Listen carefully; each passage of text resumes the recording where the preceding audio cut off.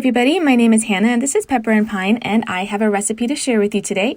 We are using this book called Recipes from Morocco by Sufu Publishers as inspiration for a Moroccan meal that we are making to accompany a homeschool main lesson block on Ibn Battuta and North Africa. Today we're going to be making the spicy green beans. I'm only going to do half what the recipe calls for because when we're trying new recipes, I don't make the whole recipe. We like to try it out first. Now this one was quite a winner. We really liked it and I can see ourselves using it again in the future. So I've diced up one red onion really finely, and now we're going to add some garlic. Now the recipe calls for a brown onion, but I had run out of brown onions, so I used a red onion and it still tasted really good. I'm using my zester in order to grate my garlic cloves. I've got about 3 of them there. Once that's all grated, I'm going to add that along with the red onions to a pan. I'm going to drizzle it with some olive oil, and we're going to saute that until it gets softened and a little bit translucent, and then I'm going to add that garlic along with it. I'm cooking at around a medium to medium high temperature, so you do need to watch so that the garlic doesn't burn since it's very fine.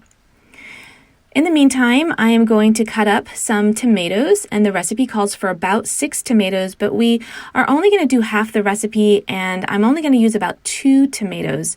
Now you can de-seed the tomatoes, but I don't mind them. I leave them in, but it will add extra moisture, and so you may need a little bit longer to cook this down. Now, I made the mistake of not cooking down my tomatoes enough before adding the green beans, and so I overcooked the green beans a little bit. So be sure to cook that down before adding the green beans. I'm going to season those tomatoes with some salt and some cayenne pepper. I'm just sprinkling a little bit over the top. You can go light on this and then add a little bit more cayenne depending on how spicy you like it. So those need to cook down quite a bit, but we're also going to be adding some liquid to this. First, I'm going to make sure that my green beans are ready. These were already pre-washed and pre-sliced, so there wasn't much to do, but you do want to trim the ends, and you can actually cut these in half if you'd like, and I think that that's probably a better idea. So I'm going to put those in with the tomatoes, and we're also going to add a little bit of liquid. And the recipe calls for water, but I decided to add some chicken broth, but I add kind of a little bit too much here, so by the time it evaporates enough, I've overcooked my green beans. So maybe add a little bit less or let those tomatoes cook down a little bit more.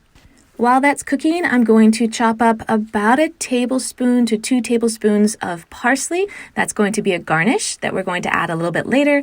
And 15 minutes later, you can see that it is completely done, a little bit overdone, but still extremely tasty. This dish tastes really good warm, so do have it while it's still hot. You can garnish with a little bit of parsley and a little bit of pepper if you'd like. We really enjoyed this dish. It makes a fabulous side dish to some of the other recipes that we did for this little mini Moroccan feast. I hope you try out some of these recipes. Some of them have become our own family favorites. Some of them didn't fare so well.